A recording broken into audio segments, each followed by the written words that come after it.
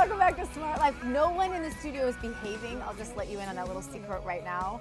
And if I could get through this whole segment without laughing about the things that these people said on it, this is sexism. I'm telling you it is. They're all men, and they come in here and they be sexist. They make fun of my grammar. They make fun of my appearances on reality shows. Get it now. What women really, really, really want. And all I'm trying to do is to get them to behave. Well, Let's talk about your book. I'm trying to fire. We're not talking about my book. I'm trying to fire Jason, and no one's helping me. I've been trying to fire Jason now for about 3 years now, but we haven't quite accomplished that yet. I'm also trying to fire the president. But you have an idea for the president. You think he's educable. Well, I think most politicians are educatable. I think educable is the word. Educable, whatever. Doesn't matter. Educatable. Is it educatable or educable? No, educable. You need an opinion? It's educable. Okay. It is. But I'm just... You're just giving me trouble because you right. think that I used the word boringist. It was boringist. It was not boringist. You think that he's educable on how to close the border? Well, really, John? I think all politicians are, and basically, I got my idea from Turkey because they have a problem at their border, and they use a very sensible solution: tear gas and water cannon.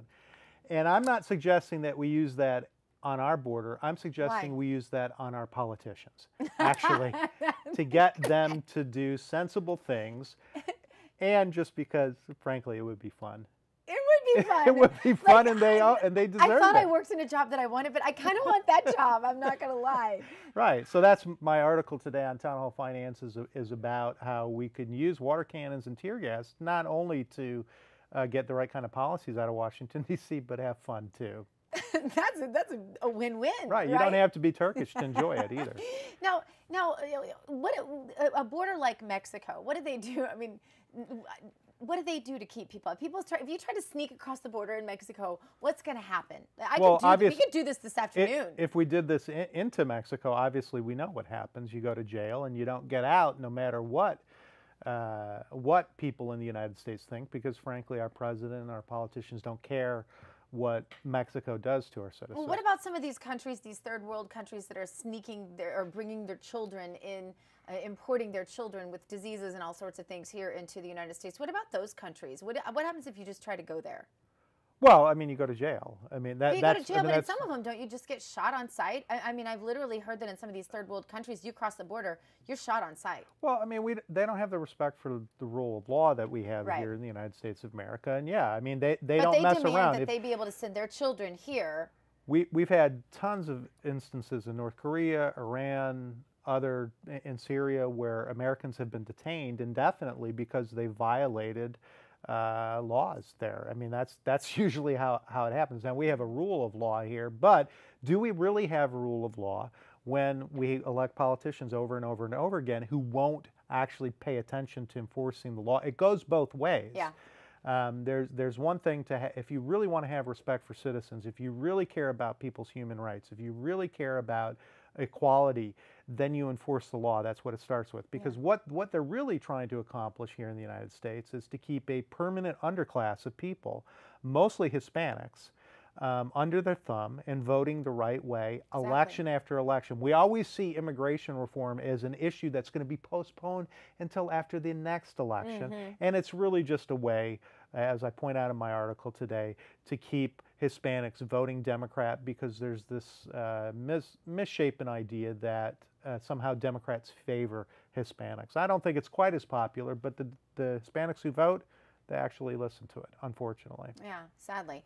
Yeah, and that's, of course, at Townhall Finance. You mentioned how we re-elect these politicians who do the same things over again, and yet our voter turnout is extraordinarily low for a country that just should have a better turnout than that. Now, I'm not one of those people who says everyone should go vote. No, I think if you're not educated, please stay home. And I certainly don't agree with motor voter or any of the rest of that. But you look at a country like Scotland with a turnout that I heard upward of 80%. Right. And you think, what is going on? Where does this complacency come from, this laziness, we just have to call it that? Well, it comes from this idea, we were talking about it earlier on my radio show with our economist, Dr. Mark Skousen, this idea that consequences don't matter. The government will eventually bail you out which is really the lesson that we've learned right through this financial crisis. Is it doesn't matter what you did. Eventually, the government will bail you out. They might fine you, they might wag a finger at you, but in order to keep control of you, whether you're a bank or an individual, eventually the government will bail you out. And that's, I think it's the wrong idea. I certainly think that people are eventually going to be disappointed by the government, and they should be disappointed by the government. But we have this idea that whether it comes to our retirement, our education for our children, our mortgage, our cars, the government will bail us out. Which might be part of the reason why our consumer debt is so horrendous, because we watch the government. It has no responsibility whatsoever. We just raise that old debt ceiling up like it's a circus tent again and again and again, and there's no control of spending. There's no concern about budget, and it's not a wonder that the American people are getting the message that they don't have to be responsible. I think the really telling fact is the first time in our history student loan debt is above credit card debt, and the reason why is there's no economic incentive for students not to take on that debt, because you know what? They think the government, in the end of the day, will bail them out of these student loans. Basically, they're the ones who told them to get the student loans to begin with. They're the ones who made it available regardless of what they were studying in school, whether they were studying medieval languages or studying to become a doctor and actually provide more value to society. They gave them the money and they told them, don't worry, we'll bail you out.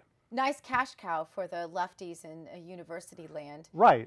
You know, we had Dr. Peter Marisi, who's an economist at University of Maryland, wrote about this, that if Dickens were writing today about workhouses, the headmasters of universities, the deans of universities, the college professors would be the work people in the workhouse, making the kids work for them, essentially. The poor kids work for them. Yeah, that makes perfect sense. It really is slavery in a whole different way. A lot of the things we've talked about, including the Hispanic voters, including the black vote, including in a lot of ways the women's vote. You know, as we talk about in my book, I can't believe we just actually did go there. What women really want. Get it, Amazon.com. but we do talk about how women have sold their vote. They think the most important issue is women getting free birth control for $15 a month. That to me is not an important issue. We have national security, we have economy, we have a lot of important issues. That's not one of them. No, it's not. And frankly, what it really should be is how do I provide your family and you with the best economic opportunities so that you can go out and make decisions yourself, whether you want free birth control or maybe you don't want free birth control at this point. You know, I know I don't want it in my life.